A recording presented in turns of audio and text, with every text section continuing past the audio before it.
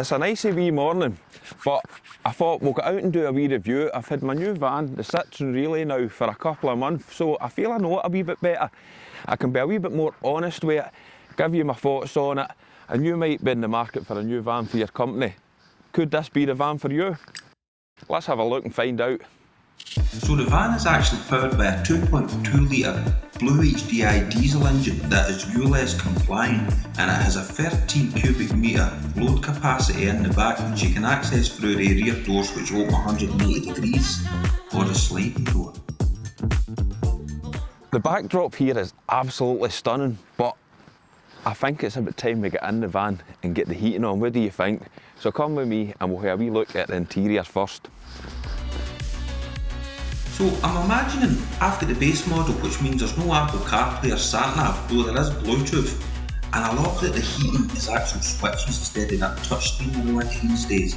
There's also plenty of storage up here in the middle, and even in the glove box itself, and in the doors and the bins there's quite a lot. That bottom one's pretty deep as well, and I'm 6 foot, and look at the legroom.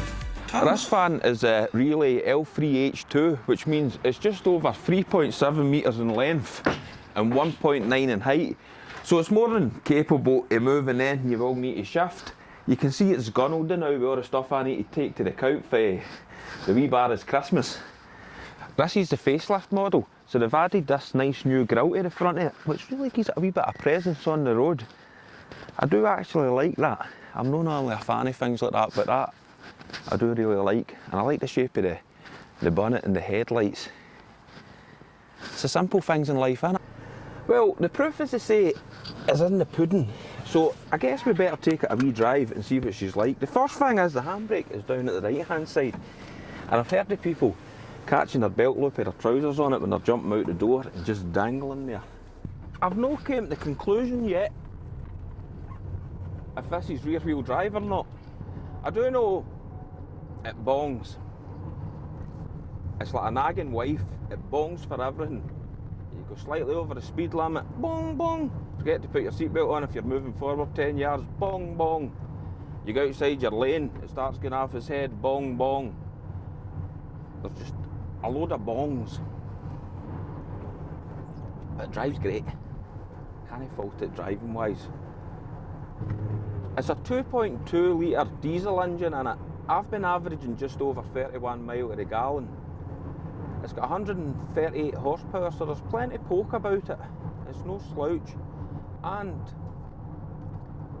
set, it's got cruise control, so you can take your feet off the pedals and just chill. But you will need to brake. It's no adaptive cruise control. You still need to brake or you'll just plough. I'm staying in my lane. I've not left my lane.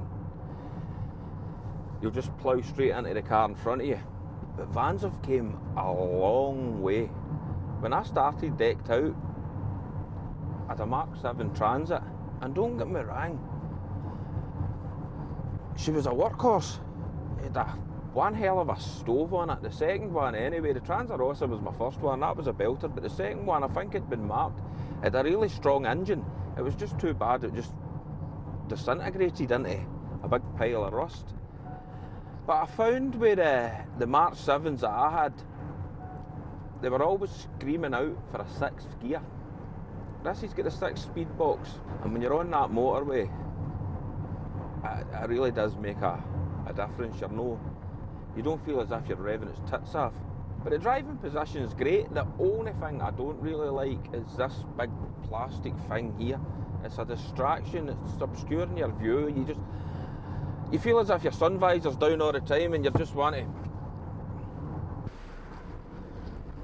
What we're going to do now is there's a wee back roads up here, which I'll imagine will still be pretty icy. So we'll take this a wee run on it and just see how it copes with the different terrain. This is the thing about the winter, you need to watch potholes. I had an absolute belter of a pothole up in Salisbury earlier, or a boy coming up here. Right, this will be a good test because I've started coming here and now I'm going to reverse up this slide. Oh, it's front wheel drive. She's front wheel drive, boys. That answers that question. Keep him a flash up you come, mate.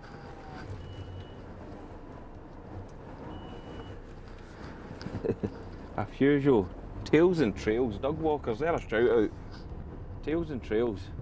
Aye, this road's just chalk white. So we'll just plod down here. Hopefully. No right off my brand new van. Vans these days are aimed more at couriers, at delivery drivers. The tradesman kind of gets left behind a bit, you know. It's a shame, and when you're in the trade, you're out in the job all day. This is your office in here. And I like to think of the dash as my table, set my paperwork up, my mug at lunchtime. I couldn't set a mug of coffee on that, but slide down, the cup holders are down here, mind you. But it doesn't matter what van you buy, you're always going to have cons. As long as the pros outweigh the cons, then you're alright.